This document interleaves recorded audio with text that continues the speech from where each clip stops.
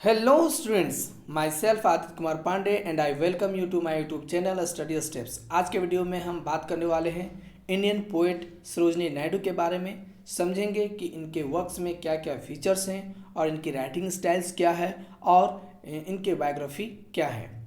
सरोजिनी नायडू का जन्म 13 फरवरी 1879 को हैदराबाद में हुआ और इनकी मृत्यु 2 मार्च 1949 में लखनऊ में हुई।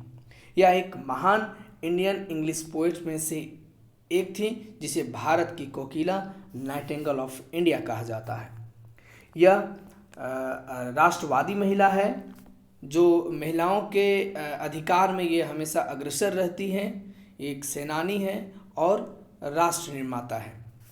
इन्होंने लंदन और कैम्ब्रिज में अध्ययन किया जहां उनकी पोएट्री की प्रतिभा राइमर क्लब के प्रभाव में विकसित हुई, जहां आर्थर सिमन्स और एडमंड गोस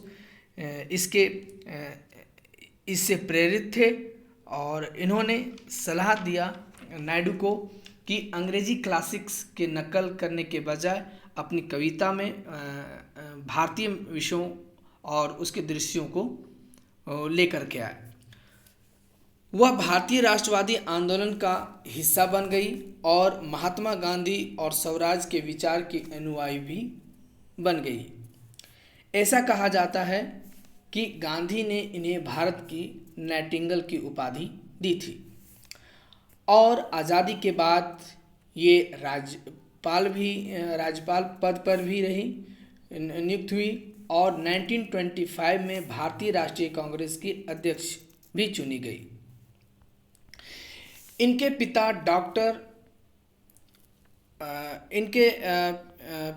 डॉक्टर अघोरनाथ हैं जो बंगाली ब्राह्मण थे और हैदराबाद कॉलेज के प्रिंसिपल थे।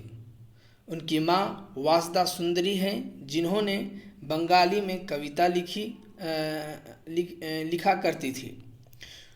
उनके भाई का नाम वीरेंद्र नाथ चट्टोपाध्याय एक क्रांतिकारी थे और एक अन्य भाई भी थे जिनका नाम हरींद्र नाथ था। वो एक कवि, नाटककार और एक अभिनेता भी थे। 1898 में इंग्लैंड से भारत लौटने के बाद उन्होंने डॉक्टर गोविंद राजुलू नायडू से शादी की।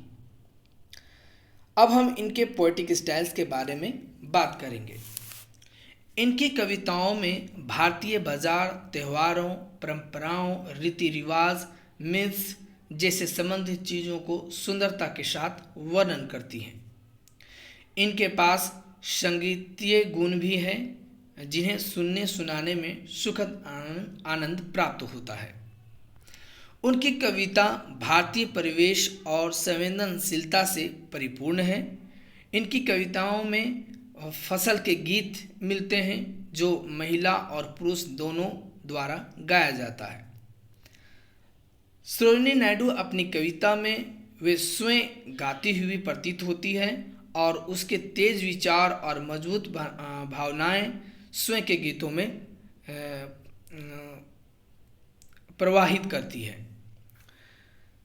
नायडू ने न केवल हमारी भाषा को समृद्ध किया है बल्कि इन्हें पूर्व की भावना, रहस्यवाद के साथ घनिष्ठ संबंध स्थापित किया है और अपने कविताओं के माध्यम से विकसित भी किया है। ये अपने पोएट्री में कामुकता और सुरम्यता, इमेजिनेशन, प्रकृति की भावना, मानवता के प्रति प्रेम जैसे रोमांटिक विशेषता लेकर के आते हैं। इसके लिए प्यार एक प्लेटोनिक नहीं है बल्कि एक साकार करने का योग्य आदर्श मानते हैं। उनकी कविताओं में ज़्यादातर सिमली और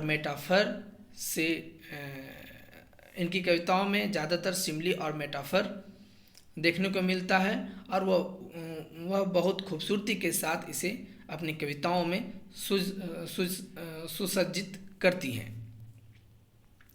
अब हम इनके वर्क के बारे में बात करते हैं। इनकी कविताओं के सबसे पहले पुस्तक द गोल्डन थ्रेशोल्ड है, जो 1905 में पब्लिश्ड हुई। 1912 में the bird of time published हुई। 1917 में the broken wing, the song of the penguin bearers. इसी तरह the feather of the down जो 1961 में